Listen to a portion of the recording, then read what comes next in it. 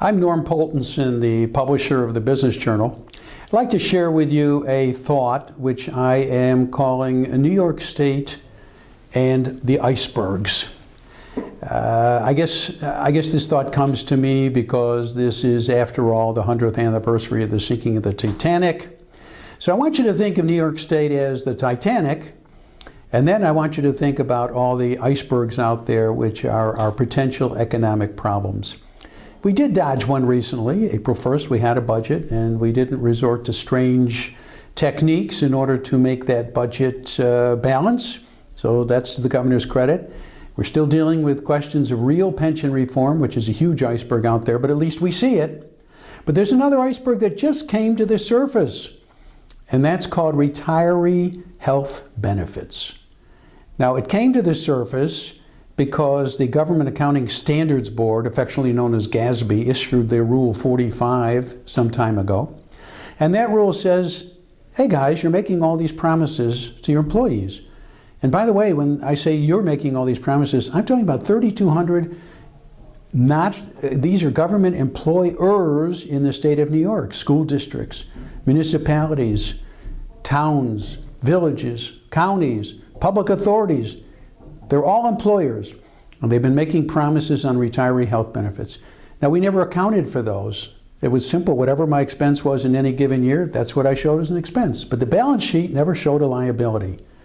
And now they're following what we had to do back in 1990 with the private sector, which is to, in fact, account for those as deferred compensation. So suddenly, the public sees this iceberg, and we discover that it now has, if you combine all of these 3,200 employers together, probably $240 billion of liability. And may I add, those are unfunded liabilities, unlike pension funds where we may debate whether they're fully funded or not funded. These are not funded at all. So we're sitting there with this giant iceberg and we're heading right for it. And the question is, what will we do about it? I would hope that the public would put pressure on Albany. I know the governor has paid attention to it. He's in fact insisted that state employees contribute more to their retirement health care fund, that they pay more of that annual premium rather.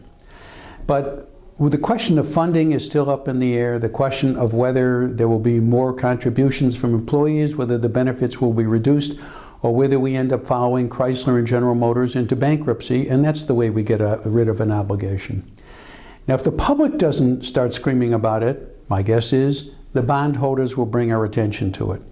Because the bondholders are sitting there saying, wait a minute, you now have a liability I never anticipated, ergo, I expect more interest.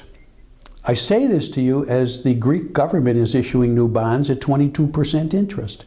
Think about that for a moment.